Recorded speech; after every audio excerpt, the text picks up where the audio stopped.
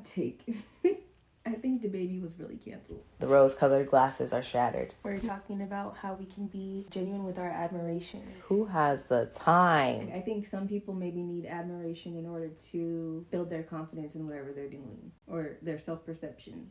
It's a muscle, you know? You gotta flex it.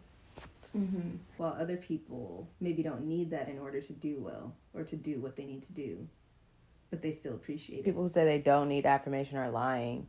This is Sistas Declassified, the podcast where Taylor and Taryn, your virtual sisters, share experiences, insights, and of course the juicy secrets that never leave the sister circle. from navigating the millennial rat race to untangling the complexities of relationships. We've got you, sis. So shh, listen up. The Declassified combos are starting now. Welcome back to Sistas Declassified. Thanks for joining us today. As you can see by our title, we're talking about how we can be genuine with our admiration. And this comes from our Better Up list of 10 things that make you better in relationships or help you to grow connections. So we're highlighting being genuine with your admiration. And I'm kind of curious to ask, what do you think? I guess, what do we first think admiration is, and how do you know if it's genuine? I think that's a two-part question. The deep questions of life.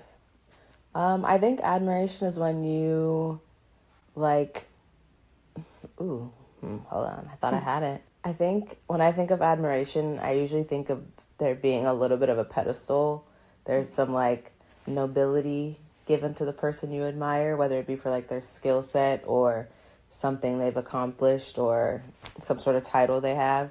I think usually when we admire someone, we, make them seem perfect in that area sometimes. Mm-hmm. At first I was thinking about admiring them because it's something you aspire to be or aspire to do, but I think it could also be in other ways, right? Because you could admire the way somebody is a dad, but I'm not going to ever be a dad, right? Right. And so that's not something I'm aspiring to do, but I guess maybe I aspire for my partner to be like that. Mm-hmm. I think when you see something admirable, it's usually more of a feeling that you get. I'm going to look up the definition. It's more of you see the light in the other person is how I think of admiration. And so, yes, sometimes you might want to feel that light in yourself. They might be in a career space you want to be in. And so you admire them and you see the light in them when they're in that space and you want that light also or that energy also. I guess is how I think of admiration. Yeah, I think that part's true, and I think we're hitting on the respect side of things or the aspire side of things, but the definition says admiration is the respect and warm approval of someone or something. So I guess that comes with that feeling, right? That warm approval, because how can you have something be warm but by that feeling of I don't know, it's a warm feeling inside. I don't know how else you describe it. Yeah, and to the approval piece, I think it's you see someone doing something you think is right or doing something you think they're doing it the right way. Mm-hmm. So that makes sense. Yeah, it kind of leads us to thinking about all the drama, I guess, celebrity-wise. It's been a little bit of a time since it happened, but I think it's still in people's minds. But the Megan, Nicki beef, where people, I guess, admire Nicki or admire Meg, but I would say Meg fans are more relaxed than Nicki fans. Definitely. And that, I guess, anything Nicki does, they have admiration for. Right, they're ready to ride or die for her, be on her side, blow up somebody's Twitter or TikTok, stream a song 1 million times. Which is so interesting to me. Who has the time? They would just respect her and have warm approval for her. Who has the time? And want to make sure everybody else does too. Yeah, and I think to touch on the parasocial aspect of it all, I think it's just interesting how you can watch people online, whether they be entertainers or influencers, content creators, and really feel like you know these people. And they put out hundreds. Best believe I know Truth in Oakland. And if you know Truth in Oakland, let me know. They are my little friends. Don't let her know. No, they are the cutest little twins on TikTok, and they are my nieces, and their brother is also my nephew. So okay, like I was saying, they put out so much content that you feel like you know aspects of them like you would know about a friend or a family member. And it's just so interesting how we latch on to those little pieces as being the whole version of them, knowing that they're like whole ass people in the world who don't know you exist at all. Maybe a little bit, because you know what, sometimes the people respond to your message, so they might know you exist a little bit, but only for those 30 seconds. Right. And they might appreciate you, but I would say like your admiration for them or your not your obsession with them is just not equally weighted. Yeah, it's just not their reality. Right, like, that's not a friendship. It's interesting. I guess, so we've talked about the admiration side of things, but how do you know if it's genuine? Like, admiring someone versus being, like, jealous or in a parasocial relationship, you mean? Or I guess jealous. I guess, are there other ways, though, that you could show admiration or, like, desire to be around someone that isn't necessarily... It could be for clout, right? So not necessarily jealousy, but like to also be pulled up too. That's true. They do anything for clout. They really do. But so says Offset. I guess though, if we think about aside from celebrities or like influencers in our day-to-day life, how do you genuinely show up and show admiration for the people that are in your life? Sorry, I just was thinking about the negative. I was still on the clout thing. What? I'm just thinking about work. And, like, people who kiss up to the bosses or, like, do a little extra chuckle when, you know, so-and-so tells a joke. That like, fits in the clout side to me. Like, you almost are, like, sometimes, not always, pretending like you care or want to hear from that person because, you know, they're in charge or because they hold a certain position you might want in the future or something. And so your admiration isn't necessarily genuine. It's more so, like, you maybe either covet what they have or want access to what they have. Maybe. Yeah. Sorry. I'm trying to think. Are you trying to think of something more positive? No, I was like, you made me think about work a little bit in terms of like what, like, I feel like that's the main place that I get admiration, not necessarily in other places in my life. Not like, or maybe I don't notice it as often. Maybe I notice it more at work. Or I feel like I did something to deserve it. Maybe that's... Yeah, it could be both those things. You feel gratified by the work that you do and you feel like it's important and impactful. So when someone appreciates it, you're like, that's right. Yeah, I did see that. I did go above and beyond. But I also think based on what you, like, the work that you do in the industry you're in, there's a lot more conversation around appreciation and admiration. So I think people are just... It's like part of the culture. It's part of the language. Acknowledge people's work ethic when you work with kids and when you work in like it's people will quit. It's it has to be a part of the culture that people hear that you appreciate and admire what they do because it's not very. It's a thankless job. Yes, and you maybe don't always see successes every day. Every day can feel very monotonous and the same, but also like you're running around like you're crazy. Not crazy. I don't like to use that word. But running around like you're just overwhelmed.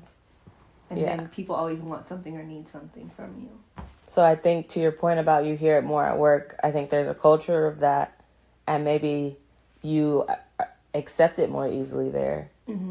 And outside of there, I think it depends on like your household or your friendship or your relationship with that person, whether or not you hear that from them verbally, you know?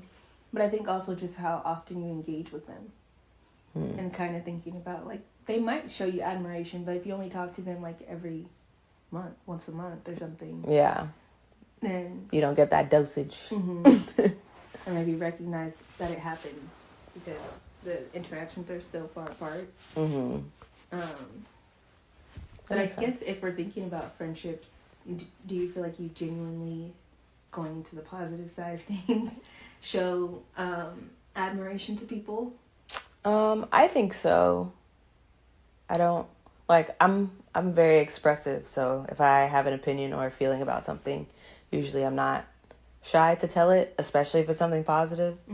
So I think, friends, you can tell me if you're listening, but I think I do that. But to your point about frequency, I think there's always a room to increase it. Mm-hmm. I think I'm better at verbalizing admiration when I'm writing or like texting. I think I'm not that great about doing it verbally. And I don't know why that is. I guess it feels awkward. It's not awkward.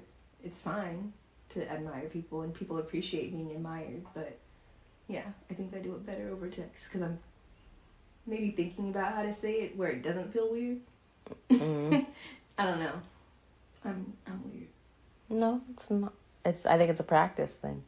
The more you practice it, the more comfortable it becomes. Yes. It's a muscle, you gotta flex it. I'm feeling uncomfortable now.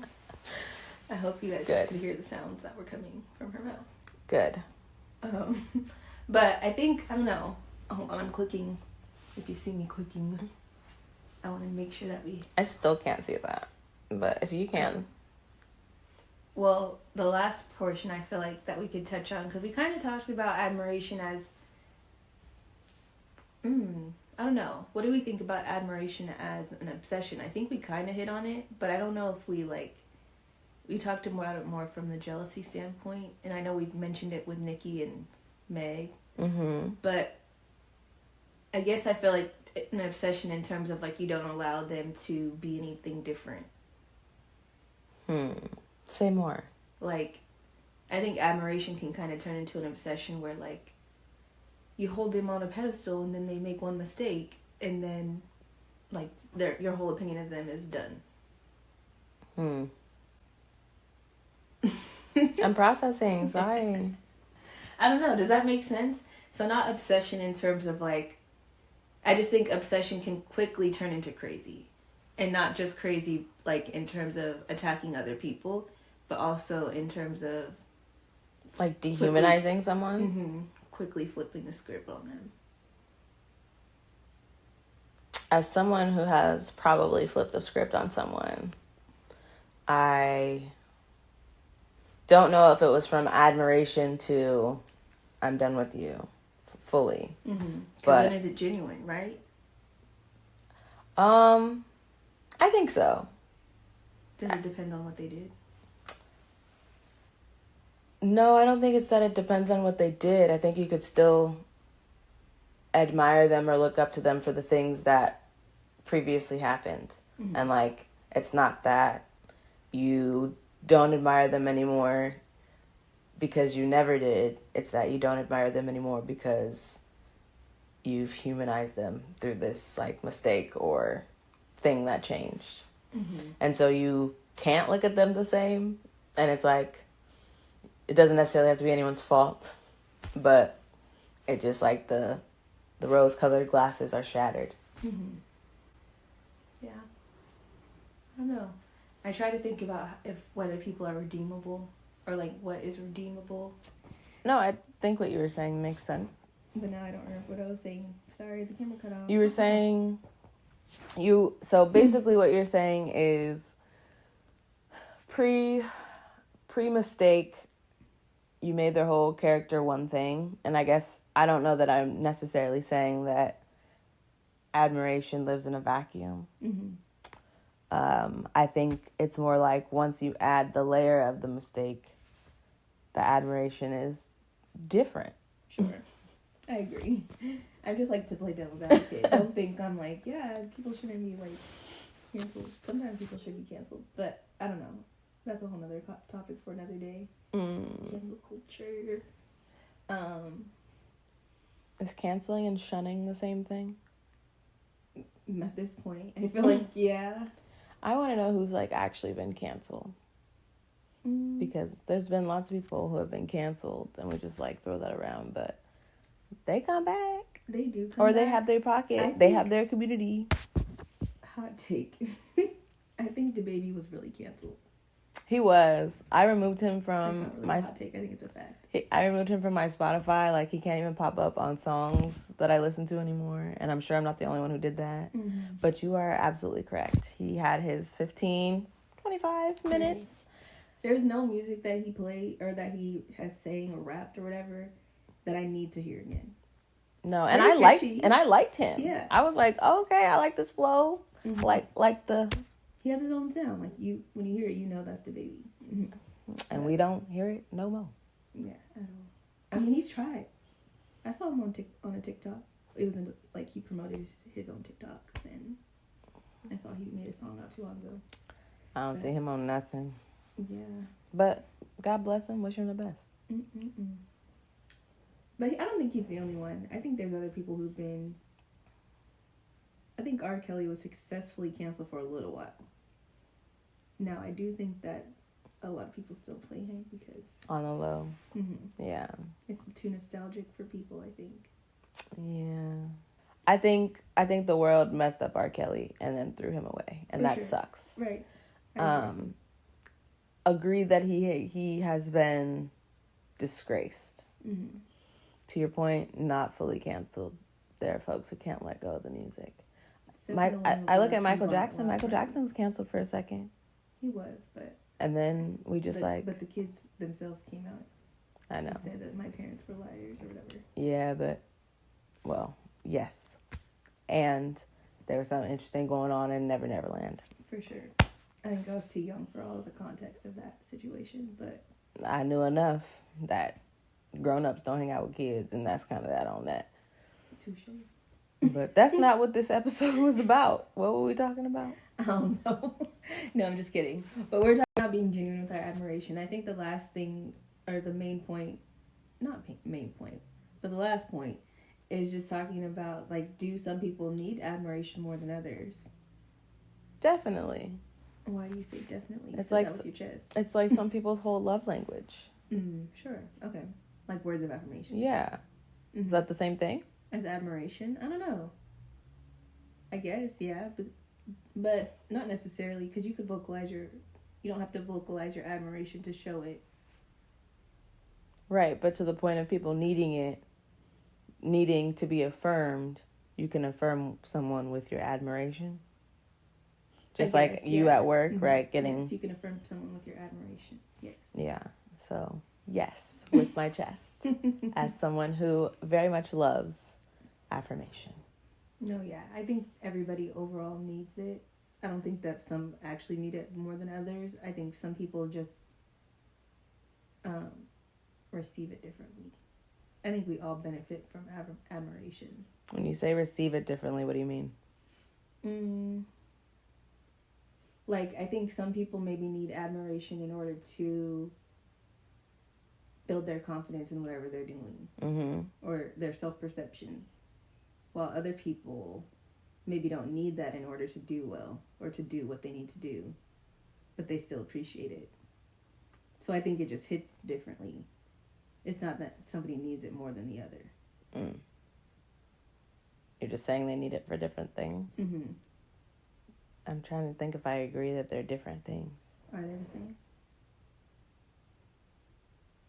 I feel like... Everything keeps you going. It keeps you going. Yeah. And I don't want to say people who say they don't need affirmation are lying. I just think they haven't tapped into what accepting it does for you. Right. I guess that's what I'm saying. Like, they I think they just need it differently. Or I think... What was I saying? You said you think otherwise about... I said I think that there are people who haven't tapped into what receiving it can feel like. Like there are levels to feeling affirmed. And you said some people don't need it to do the thing or to be motivated. But they appreciate it. And I'm saying, I guess we're saying... everyone needs it to do the thing. No, I don't think everyone needs it to do the thing. I think we ended up saying the same thing, just in different ways. Well, yeah. So, agreed. Yay! We're on the same page. But I guess if we were to take it back to home now for ourselves, how can we be more genuine with our admiration for each other? Do you feel like we show admiration to each other? No. Actually, that's not true. I think I occasionally show it to you. You don't think I show it at all? I think I occasionally verbalize it to you. Okay. If I'm being honest, I can't recall the last time I felt like I received it from you. Well, that's not true. It depends on... Vocally. No, not vocally. I really appreciate you. I don't think it's been on anything specific.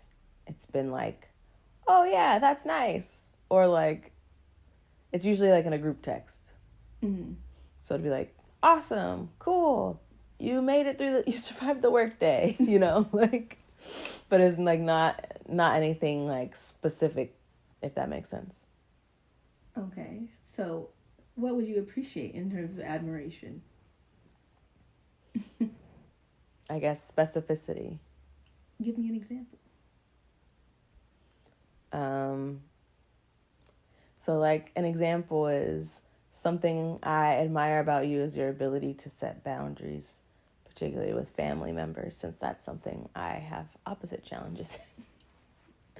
That would be specific. Okay. And I could say specifically that I admire your ability to put yourself out there publicly often and share your opinions, your thoughts, I think how you perceive things, how you process situations. You're open to being vulnerable. And that's good. Thank you. It's something I work on. Thank you. You're welcome. Look at us. Declassifying admiration. Clearly I'm bad at that. No, we just I don't even think practice. it's that I'm bad at it. I think I can do it better with people I met in my life later. Yeah, that makes sense. Mm-hmm. That makes perfect sense. Yeah. Same. Yeah, I think maybe we just didn't. It's not something we practiced as kids or something. It wasn't a part of our relationship. Right, to show admiration. So Although now it feels kind of like inauthentic a little bit. Although I wouldn't say I don't admire you. I wouldn't say that's entirely true. I would say that there was a point that you, as a little sister, admired me in the way that you wanted to do the things I was doing. Yeah, then you would get me in trouble. And so then I was like, fuck this bitch. Oh, you mean you flipped the script? You flipped because I wasn't a cool big sister. You were a bully big sister. Wow. You would get me in trouble all the time. Wow. Not all the time, but like sometimes you would snitch on me. You would do stuff I tell you not to do. You're not my boss. You could tell me to do something, see me do it, or tell me not to do something. I could still do it. And you could have just gone, I don't know what she's doing over there. Then you realize my spirit was screaming. But you wouldn't have gotten in trouble for my choices. But my spirit was screaming. I still think I need to get a test. But that's a whole nother... Your spirit was screaming that I was going to be in trouble? Or that it was bad? Yeah. Yeah. Can't do bad things. I had a strong... Even though it wouldn't even really be bad things. Mine is the locking our parents in the garage, which I think we touched on, but... And that was my idea. But I had a strong... Your idea, and I got in trouble. I generally had a strong relationship with right and wrong. Not in that garage moment, but it like... My spirit would scream if things were wrong. Mm-hmm. I've come a long way. But it's also subjective, so... Yes. Mm-hmm. Well... So there you have it. The reason my admiration never came. No, I'm just kidding. But I think that's what shaped our dynamic a little bit. So... Yeah. But she always had my back in the end. And so, same. Yeah. I mean, I never really had a reason to have your back. Like, there was no situations that came up. Where I needed you to step on in. Not really either way. Yeah. But I never was worried about it. How about that? Right. She knew she could call me if she needed me. Yes. Unless it was to my parents. Win some, you lose some. Anyway, we appreciate you listening to us unpack our own little idea of admiration and how it can be genuine and kind of how it impacts our lives today. But enough about us. Let's flip it on you. It's time for you to do some reflection too. Yes. We're hoping that you can think about how admiration shows up in your life whether that's your virtual world or your real world. And I guess, do you show it effectively, and do you feel like you receive it in the ways that it would be beneficial to you? Sound off in the comments wherever you're watching, and let's talk about it. Thanks for watching. See you next time. Bye.